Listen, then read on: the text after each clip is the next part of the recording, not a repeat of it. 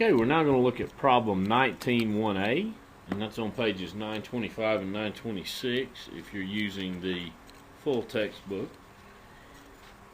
The title of the chapter is Cost Behavior and Cost Volume Profit Analysis, and we're going to look at the first problem. It's PR 19-1A, or if you're in just the managerial book, it'll be the first A problem in the cost behavior and cost profit analysis chapter. And we're going to classify some costs, like we talked about in the lecture video, is either variable cost, fixed cost, or if they have some components of each, we'll classify them as a mixed cost. Let's read through our problem. Seymour Clothing Company manufactures a variety of clothing types for distribution to several major retail chains. The following costs are incurred in the production and sale of blue jeans. Okay, so they're producing blue jeans. What you want to ask yourself with these, you guys, does the cost increase as production increases in total, not on a per unit basis? So in total, does the cost increase as production increases? Or does it remain the same no matter what the level of production? If it varies in direct proportion with the level of production, then it's a variable cost. If it remains the same no matter what our level of production, then it's a fixed cost. So let's read A. Producing blue jeans, shipping boxes used to ship orders. Well, that one is going to be a variable cost. Why? Well, the more blue jeans we produce, the more boxes that we'll need for shipping out the orders. So as production increases, the cost of the total cost of shipping boxes would also increase. It's a variable cost. Okay, on B, consulting fee of $200,000 paid to an industry specialist for marketing advice. All right, that's a flat $200,000, and I'm going to say this industry specialist doesn't care if we sell 100,000 pairs of blue jeans or only 1,000 pairs of blue jeans. They set their fee at $200,000, and it is not at all in any way tied to production. So that $200,000 is what we have to pay this industry specialist, whether we produce 10 pairs of jeans or 10,000 pairs of jeans. So that one is going to be a fixed cost. Okay, C, straight line depreciation on sewing machines. Remember, with straight line depreciation, we take the same amount each period of the asset's useful life. So straight line depreciation is going to remain the same no matter what our level of production. That's a fixed cost. Had it said units of production depreciation instead of straight line depreciation, then we would have gone variable. Remember, with units of production, we take more depreciation as more units are produced, less depreciation if less units are produced. So units of production depreciation would have been variable. Straight line depreciation, though, is a fixed cost. Okay, on D, the salesperson's salary, $10,000 plus 2% of total sales. Well, the $10,000 is a fixed cost. 2% of total sales is variable. So in total, that one's going to be a mixed cost. Now on E, fabric. Well, fabric in making blue jeans would be direct materials. Remember from the lecture video, we said direct materials are always a variable cost. The more blue jeans we produce, the more fabric we need. F, dye. Again, we're dealing with direct materials. The more blue jeans we produce, the more dye that we'll need. It's variable cost again. G, thread, direct materials again. The more blue jeans we manufacture, the more thread we'll need. It's a variable cost. So on all three of those, fabric cost, dye cost, and thread cost all increase if we produce more blue jeans. Those costs all decrease if we produce fewer pairs of blue jeans. So those are variable costs. Okay, on H, salary of designers. anytime you see the word salary, it's pretty much a fixed cost, you guys. They're going to get paid the amount of their contract salary for the year, and that's not in any way tied to production levels.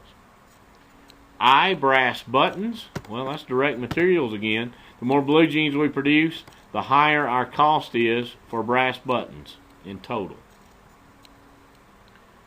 Although brass buttons might be 25 cents each, no matter how many we buy, total brass buttons cost increases if production increases.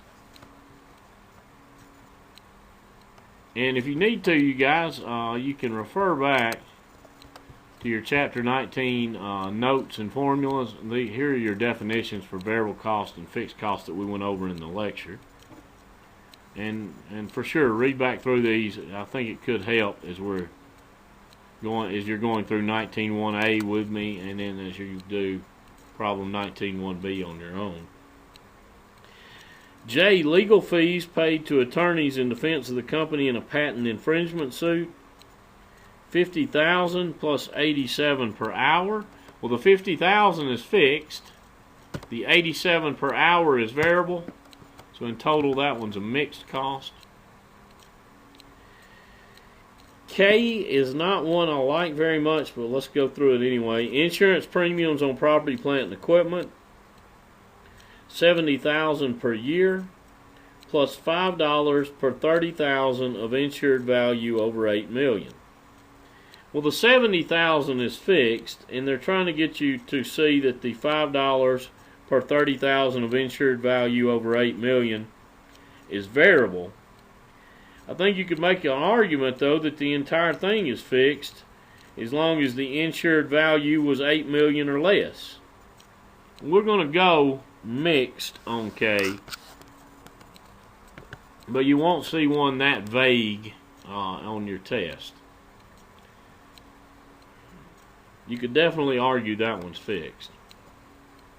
As long as the total insured value was under $8 million, it would be.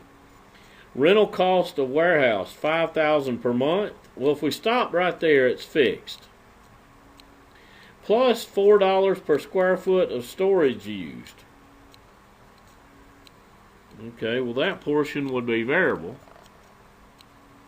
The $4 per square foot is variable. The $5,000 per month is fixed. So in total, that one's a mixed cost. On M, supplies, things like maybe needles for our sewing machines. The more jeans we produce, the more supplies we're going to need. That one's a variable cost. Leather for patches, identifying the brand on individual pieces of apparel. So that leather patch on the back of the blue jeans, well, the more blue jeans we produce, the more cost we're going to have in those leather patches. That one's variable as well. Okay, O, rent on plant equipment, $50,000 per year. Straight $50,000 per year, that's a fixed cost. Salary of the production vice president on P, that one's a fixed cost as well.